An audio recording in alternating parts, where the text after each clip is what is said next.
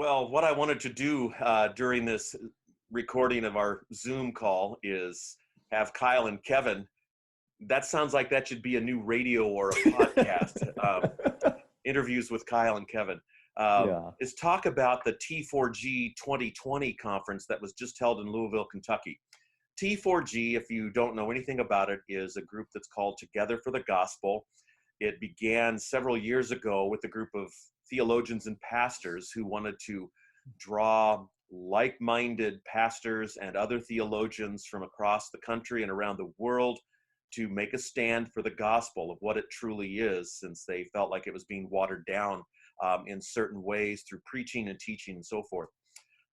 They began having conferences. I think 2020 is the fourth or fifth one that they've had now. I can't remember when they started these, but they do them every 2 years. They've been now meeting in Louisville, Kentucky. I personally was scheduled to leave on Easter Sunday following a Sunday morning service here at Albion and drive to Taylorville, Illinois, where my son Jonathan is the pastor at the Taylorville Evangelical Free Church.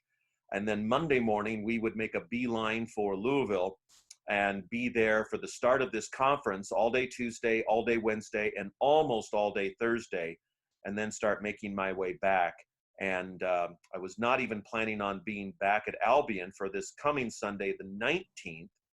So in lieu of having a guest preacher, I wanted to do part of this interview with Kyle. When they realized they wouldn't be able to hold this conference with about 12,000 participants, they quickly made all these arrangements to do it as a live stream, which has been a delight. I'm sure it was very difficult for the speakers, but at least we got to hear their messages, and they were very encouraging. I was very pleased with how that all worked out, and thankful for it as well.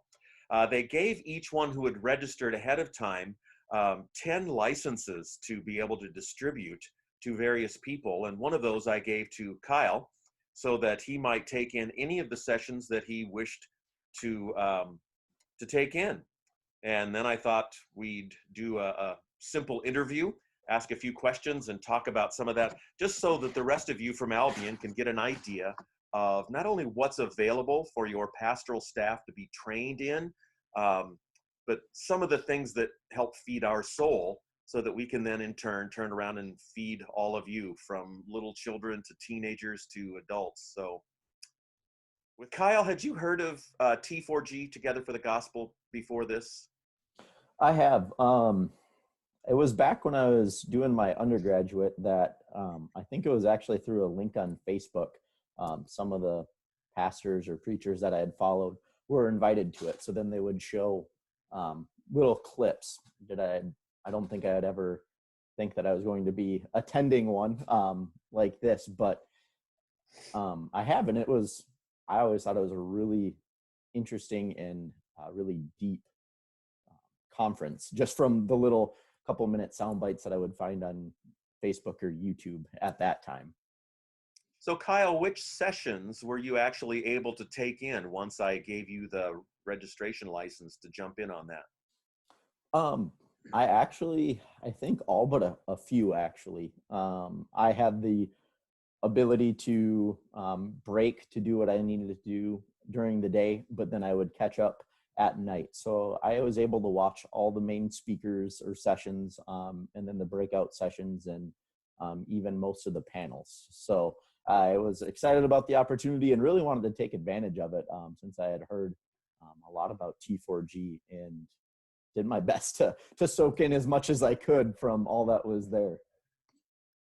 Well, so having taken in most of the sessions, were there one or two sessions that you enjoyed the most, or was it a speaker that seemed to stand out more even than just the message? It's a good question. I think the one that really has been still resonating and floating in my mind would have been David Platt's Shepherd the Flock of God, and the 8 questions that he's asked for pastors of God's people. And that one, I had to stop and grab a notebook and just write them down, because they're such heart-searching questions that help you orientate not only yourself, but what you're doing in your ministry, Mm. that I wanted to have them on hand to reflect on throughout the year, just because I felt they're that important. And just David Platt's humility and just his heart for what he was saying, and how he was just applying it to his own life first, and then just encouraging others. And also his example of, I believe it was Charles Simeon, excuse me, and his life as a pastor and all that he had done was just a great encouragement. And that one I really enjoyed. And also John Piper's, his one on preaching, let me look up the name. It was expounding, or preaching the gospel is expounding the whole Bible, was just a really good reminder of connecting the whole word of God and how the gospel is central to that. And just really helped my thinking as I'm moving forward, preparing messages, and how I want to explain that as well. I thought that was really good. And I also always enjoy John Piper's preaching and his big hand gestures. And so that was just fun to watch. So those two have really stuck out to me. And there are many others that I'm sure we'll get to in a little bit. So, good. Kyle, how do you think watching these sessions and taking in what you were learning will help you with the youth group at Albion? Gotcha. I was thinking how wonderful it would be for these guys to share some of the things that they were doing with their youth, just from the depth that they were speaking on everything. But I realized that wasn't the focus of this conference. And I'm thankful for that as well, just because that would have steered everything in a different direction. But it really did fill me and encourage me just in my mission and what I hope to do with the youth and how I serve Albion. But they really help widen the lens, I guess, because it's sometimes easy to get focused on the issues at hand, but kind of some of the issues that they're dealing with on the coast, or the pastors in New York, or larger cities. The one that you were talking about, identity politics, that one I found very fascinating as well. I'm very thankful for how he approached that one, just because it's not something that I necessarily deal with in rural Minnesota, just from my experience. But these issues are becoming more widely spread and known. And while I've had some, it's not something that I deal with every day. So I was very thankful for that, and just how it opened my eyes to how to speak into some of those issues. And I hope to use some of that in the future, but also just they're filling you up with how the gospel is center and core. And I'd love to give that away as well from my time there, because it is so encouraging. And not that I was basing my preaching or my messages off anything else other than the gospel, but just how it fuels and fans the flame, and just gets you excited to share that. But also the new ways that they describe to help tell others the message of the gospel and what that means. And I just seek to continue on and giving the gospel out as our only hope and justification. So. Yeah, good. As a veteran conference goer over many, many years in pastoral ministry, I think what you'll find is, as you're able to go back and reflect on even one or two of those sessions that you took in, that they will continue to percolate within your soul and in your mind. And you'll find them affecting you personally, as well as your teaching, how you minister and serve others at Albion, especially in the youth group.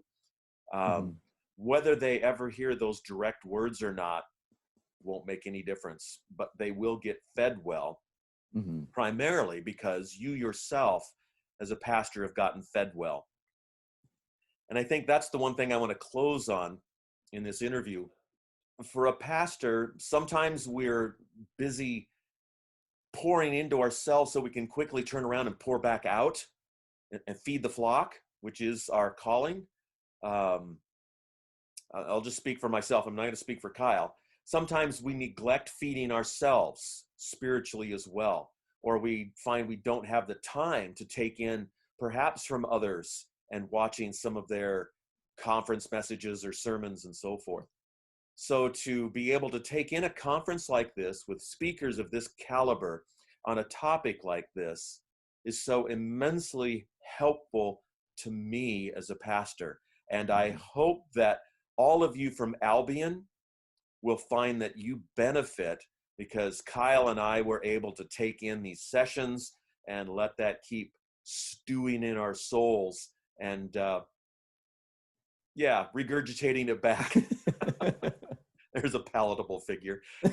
Bringing it back out for you so that you'll be able to enjoy it as well. So thanks, Kyle, for the interview, and thanks for taking the time for that. Well, thank you.